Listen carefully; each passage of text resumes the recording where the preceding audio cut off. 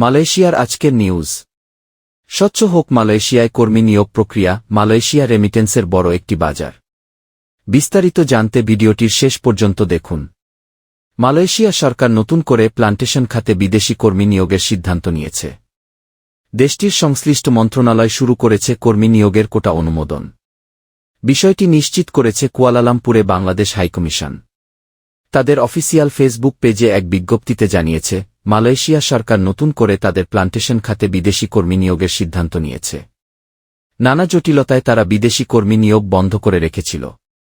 Bangladesh high commission plantation সেক্টরের চাহিদাপত্র manual পদ্ধতিতে সত্যায়ন করছে বলেও বিজ্ঞপ্তিতে জানানো হয়। বাংলাদেশের জন্য এটি খুবই ভালো একটি সংবাদ। মালয়েশিয়া আমাদের রেমিটেন্সের বড় একটি বাজার। এই সুযোগ কাজে লাগিয়ে আরও কর্মী পাঠাতে পারলে রেমিটেন্সের পরিমাণও বৃদ্ধি পাবে। মালয়েশিয়ায় কর্মী নিয়োগের চাহিদাপত্র সত্যায়নের জন্য যেসব কাগজপত্র লাগবে তার একটি তালিকাও দিয়েছে কুয়ালালামপুরস্থ বাংলাদেশ হাইকমিশনারের বিজ্ঞপ্তিতে। এর মধ্যে রয়েছে কোম্পানির অনুমোদনপত্র, সত্যায়ন ফির মূল ব্যাংক স্লিপ, শ্রমিকদের সর্বশেষ বেতন স্লিপ, কোম্পানির পটভূমি তথ্যের একটি প্রোফাইল, 2-3 জন শ্রমিকের ফোন নম্বর, কোম্পানির বিগত 3 মাসের ব্যাংক স্টেটমেন্ট ইত্যাদি। এছাড়া প্রয়োজন হবে বিদেশি শ্রমিকদের ক্ষতিপূরণ প্রকল্পের শক্স নথি, বিদেশি কর্মীদের হাসপাতালে ভর্তি এবং সার্জিকা এক স্কিমের নথি, বিদ্যমান শ্রমিকদের আবাসন সম্পর্কে যেটিকে অনুমোদিত সার্টিফিকেট, জমির মালিকানার দলিল, জমি ইজারা দলিল, গ্যারান্টিপত্র, পরিচালকের স্বাক্ষরিত demand letter, power of attorney, কর্মসংস্থান চুক্তি, রিক্রুটিং এজেন্ট, বিআরএ এবং কোম্পানির মধ্যে চুক্তি। মালয়েশিয়ার সংশ্লিষ্ট মন্ত্রণালয় কর্তৃক কোটা অনুমোদন পত্রসহ সকল নথির 2 সেট তৈরি করে 1 সেট মূল এবং 1 সেট অনুলিপি হিসেবে দিতে হবে। চাহিদাপত্রের দীর্ঘ তালিকায় বোঝা যাচ্ছে, চাহিদাপত্র সত্যায়নের আগে হাইকমিশন নিশ্চিত হতে চায় এর মধ্যে কোনো অনিয়ম নেই। এত কিছুর পরও ঝামেলা থেকেই যায়। অতীতে দেখা গেছে সকল শর্ত লঙ্ঘন করে ভুয়া কাগজপত্র বানিয়ে হাইকমিশন থেকে সত্যায়ন নেওয়া হয়। এগুলো পরে মালয়েশিয়া কর্তৃপক্ষের কাছে ধরা পড়লে এসব কর্মীকে ফেরত পাঠানো হয় অথবা জেলে দেওয়া হয়। এভাবেই মালয়েশিয়ার শ্রমবাজারকে নষ্ট করেছে এক শ্রেণীর লোভী ব্যবসায়ী। তাদের কারণে বারবার হচট খেয়েছে এই সম্ভাবনাময় শ্রমবাজার।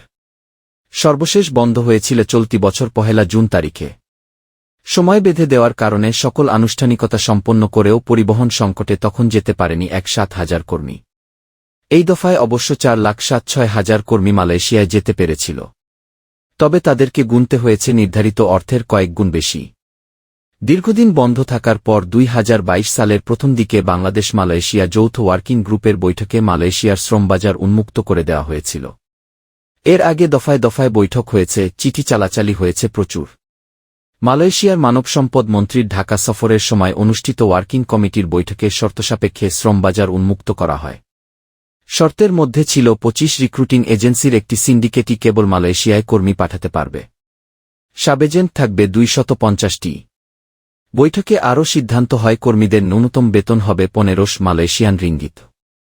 অভিবাসন ব্যয় হবে সব মিলিয়ে 1,60,000 টাকার কম। বাংলাদেশ প্রান্তের কিছু খরচ বহন করবে কর্মী নিজে। আসা যাওয়ার বিমান টিকিট থেকে শুরু করে অন্য সব খরচ বহন করবে মালয়েশিয়ান নিয়োগকর্তা। কোনো এজেন্সি বা নিয়োগকর্তা শর্ত ভঙ্গ করলে কঠোর ব্যবস্থা নেওয়া হবে। 1 বছরেই 2 লাখ কর্মী নেবে মালয়েশিয়া। 5 বছরে যাবে আরও 5 লাখ। রিক্রুটিং এজেন্সিগুলোর চাপের মুখে সিন্ডিকেটে বাড়ানো হয়েছিল এজেন্সি সংখ্যা। 25টি থেকে বাড়িয়ে করা হয়েছিল 101টি। এজেন্সি বাড়লেও দূর করা যায়নি দুর্নীতি। সিদ্ধান্তগুলো খুব একটা কার্যকর হয়নি। সিন্ডিকেটের মাধ্যমে কর্মী পাঠানোর সিদ্ধান্ত ছিল ভুল। কারণ শর্ত ভঙ্গ করে কর্মীদের কাছ থেকে আদায় করা হয়েছে 5-6 লাখ টাকা পর্যন্ত। মালয়েশিয়ার শ্রমবাজার বাংলাদেশি কর্মীদের জন্য আকর্ষণীয় ছিল বরাবর। আবহাওয়া, কাজের পরিবেশ, খাদ্য ইত্যাদি অনেকটাই বাংলাদেশের মতো। দূরত্ব বিবেচনায়ও বাংলাদেশিদের জন্য অনুকূল। নিয়োগকারী প্রতিষ্ঠানগুলোর কাছেও বাংলাদেশি কর্মীদের চাহিদা ব্যাপক। শারীরিক সক্ষমতা, কাজের প্রতি আন্তরিকতা এবং আনুগত্যই এই চাহিদার কারণ। 1980 ও 9010কে মালয়েশিয়ার শ্রমবাজার একতরফাভাবে দখল করে রেখেছিল বাংলাদেশ। 1978 সাল থেকে শুরু হয়ে মালয়েশিয়ায় গেছেন লাখ লাখ কর্মী। সিন্ডিকেটের দৌরাত্মে 2018 সালের সেপ্টেম্বর মাসে মালয়েশিয়া বাংলাদেশি কর্মীর বিষয়ে নিষেধাজ্ঞা আরোপ করেন তৎকালীন প্রধানমন্ত্রী মাহাথির মোহাম্মদ। 18 সালের প্রথম 9 মাসেই মালয়েশিয়ায় গেছেন 1,75,000 কর্মী। সৌদি আরব, সংযুক্ত আরব আমিরাত ও ওমানের পর বাংলাদেশের সবচেয়ে বড় শ্রমবাজার হচ্ছে মালয়েশিয়া। বাংলাদেশি শ্রমিক প্রেরণকারী এজেন্সিগুলোর অতিমুনাফার লোভ এবং নানা অনৈতিক কর্মকায়ে মালয়েশিয়ার শ্রমবাজারের একতরফা নিয়ন্ত্রণ শিথিল হতে থাকে। প্রতিযোগিতা শুরু হয় ভারত, পাকিস্তান, নেপাল, শ্রীলঙ্কা, ফিলিপিন্সের সঙ্গে। অনিয়ম চরম আকার ধারণ করলে বাংলাদেশি কর্মীদের জন্য বন্ধ হয়ে যায় এই আকর্ষণীয় শ্রমবাজার। অনেক বৈঠক এবং চিঠি চালাচালির পর 2015 সালে এমনই একটি যৌথ ওয়ার্কিং গ্রুপের বৈঠকে বাংলাদেশি কর্মীদের জন্য বাজার উন্মুক্ত করা হয়। তখনও 10টি এজেন্সির সিন্ডিকেটে লোক নিয়োগের শর্ত দেওয়া হয়েছিল। একই সঙ্গে G2G পদ্ধতিতে প্রথমে কর্মী প্রতি ব্যয় ধরা হয়েছিল 37,000 টাকা। পরে তা বাড়িয়ে করা হয় 1,60,000 টাকা। এর মধ্যে আসা যাওয়ার বিমান টিকিটের খরচ নিয়োগকারী প্রতিষ্ঠানের বহন করার কথা ছিল। বাস্তবে কোনো শর্তই পালন করা হয়নি। কর্মীদের কাছ থেকে 3 থেকে 4 লাখ টাকা পর্যন্ত আদায় করা হয়েছে। কর্মী পাঠানোর জন্য 10টি এজেন্সির সিন্ডিকেট হলেও ব্যবসা ও মুনাফা করেছে মাত্র 4টি প্রতিষ্ঠান। বাকি 6টি এজেন্সিকে কোনো কাজ দেওয়া হয়নি বলে অভিযোগ রয়েছে। অনেক চিঠি চালাচালি ও দেন দরবারের পর 22 সালে আবারও চালু হয় মালয়েশিয়া শ্রমবাজার। এবার 10 এজেন্সির পরিবর্তে 25টি এজেন্সির মাধ্যমে কর্মী পাঠানোর সিদ্ধান্ত হয়। পরে এটি বৃদ্ধি করে করা হয়েছিল 101টি। সে সময় দায়িত্বপ্রাপ্ত মন্ত্রী বলেছিলেন, সরকারিভাবে বৈধ 1520 এজেন্সি রয়েছে। গোটা তালিকায় মালয়েশিয়া সরকারের কাছে পাঠানো হয়েছে। সমঝোতা চুক্তি অনুযায়ী তালিকা থেকে বাছাই করার অধিকার মালয়েশিয়ারই। কারণ তারা বাংলাদেশ থেকে কর্মী নেবে। তারাই এই 25টি এজেন্সি বাছাই করেছে। বাংলাদেশসহ 13টি দেশ থেকে মালয়েশিয়া জনশক্তি নেয়। কিন্তু বাংলাদেশ ছাড়া আর সব দেশ নিজেরাই রিক্রুটিং এজেন্ট ঠিক করে দেয়। বাংলাদেশ তার ব্যতিক্রম কেন? সমঝোতা স্মারকে এভাবেই চুক্তি করা হয়েছিল। জনশক্তি রফতানির সঙ্গে জড়িত একাধিক রিক্রুটিং এজেন্সির মালিক জানিয়েছেন, এমন অবস্থা সৃষ্টির জন্য বাংলাদেশের এজেন্টরাই দায়ী। তারা অতীতে অনেক অনৈতিক কাজ করেছে। অনাকাঙ্ক্ষিত প্রতিযোগিতার মাধ্যমে অভিবাসন ব্যয় করা হয়েছে আকাশছোঁয়া। কর্মীদের তা বহন করা প্রায় অসম্ভব হয়ে ওঠে। এরপরও অনেক কর্মী পাঠানো হয়েছে অবৈধ পথে। ধরা পড়ে এরা জেল-জুলুম খেটে সর্বস্ব হারিয়ে দেশে ফিরতে বাধ্য হয়েছে। এসব ঘটনায় দুই দেশই বিব্রত হয়েছে বারবার।